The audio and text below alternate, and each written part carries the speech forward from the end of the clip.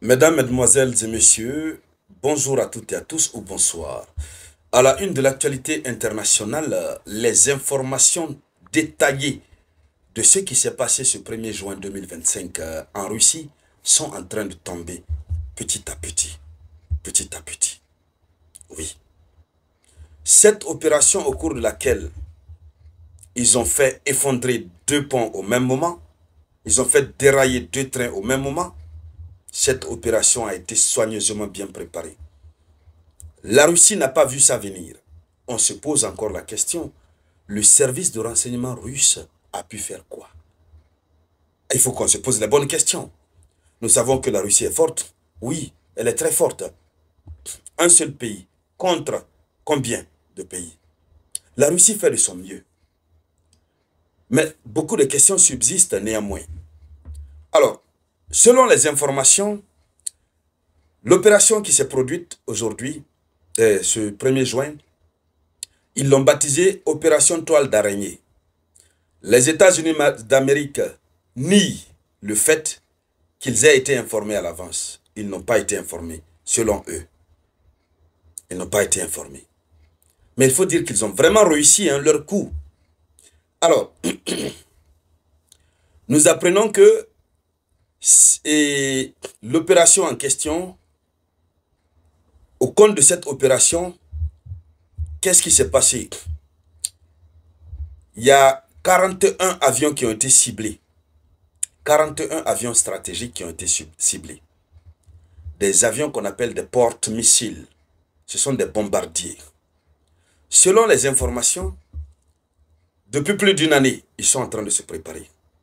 Ils ont formé les intelligences artificielles, des drones dotés d'intelligence artificielle, à reconnaître les vrais bombardiers. Parce que vous savez que la Russie a aussi des équipements militaires de l'heure pour tromper.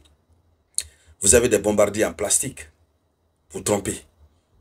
Mais ils ont été formés pour reconnaître les vrais bombardiers afin de pouvoir les détruire.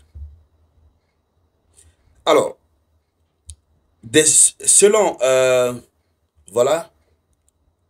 selon les sources, des sources du service de renseignement ukrainien, ils ont passé exactement 1 an et demi en train de préparer ce qui s'est passé aujourd'hui.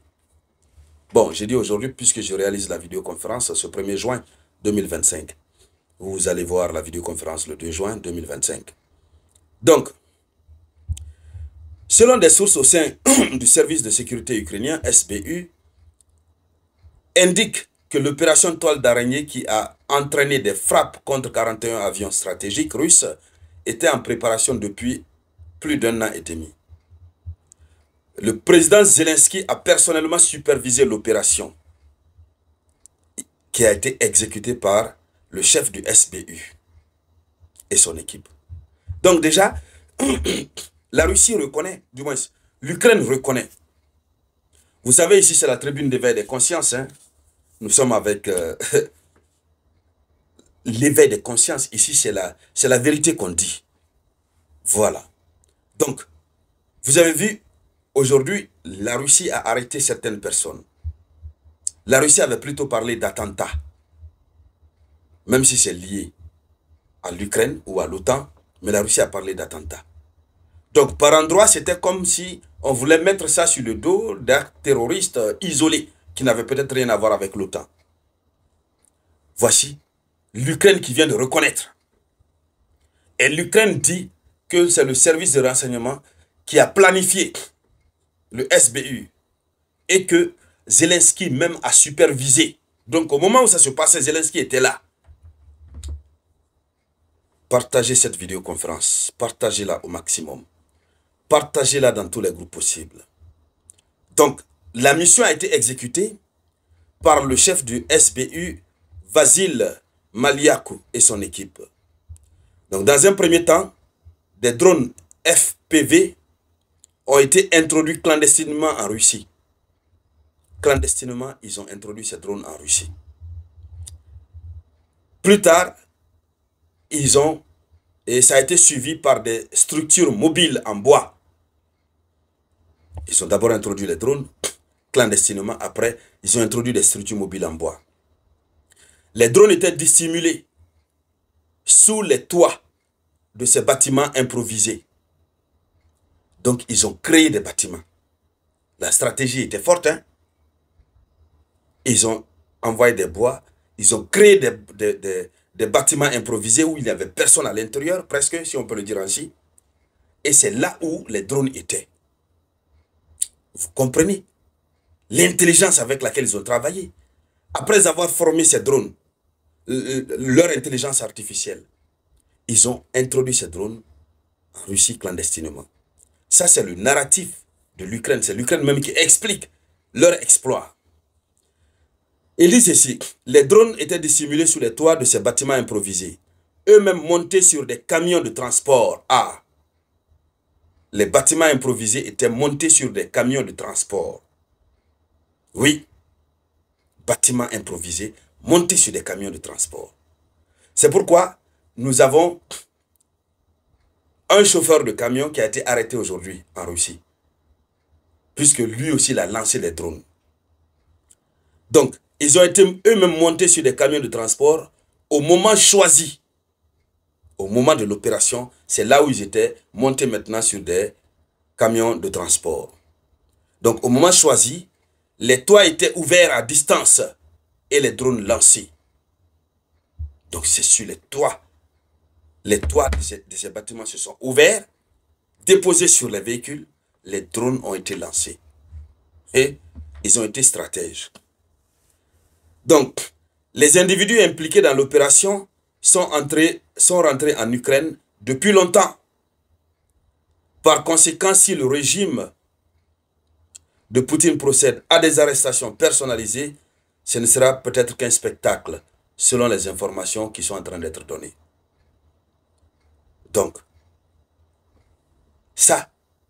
cette partie de l'information est donnée par des médias ukrainiens. Le plus important sur cette partie de l'information, c'est la stratégie qu'ils ont dévoilée. Mais est-ce que les drones, les camions peuvent s'ouvrir d'eux-mêmes? Les camions roulaient quand même. Ceux qui ont été arrêtés, ce n'est pas un spectacle. Ce sont évidemment des gens qui sont impliqués. Mais quoi qu'il advienne, beaucoup d'Ukrainiens n'étaient pas sur place. Ça, il faut le reconnaître.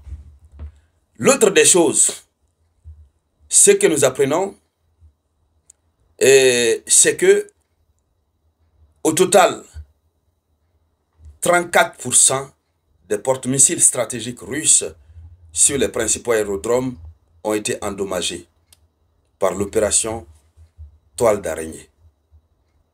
Alors, les services de sécurité ukrainiens ont indiqué que l'opération de drone Toile d'araignée du 1er juin avait causé environ 7 milliards de dollars de dégâts et mis hors de service 34% de ports missiles de croisière des principales bases aériennes russes. Voici la revendication faite par l'Ukraine. Bon, vous savez, toujours quand ils font de tels rapports, ils augmentent le nombre. Ils vont dire, bon, c'est ça, c'est ça. Or, en réalité, c'est un peu plus en bas. En tout cas, pour le moment, nous n'avons pas encore vu de réaction finale de la Russie. Dès que ça tombe, nous allons encore partager ensemble ici et nous allons décortiquer. Et donc, dames et messieurs, voici là la une de l'actualité. Merci de la partager au maximum. Je vous reviens tout à l'heure par la grâce du Tout-Puissant avec de nouvelles actualités. C'était la voix de votre unique Samouraï.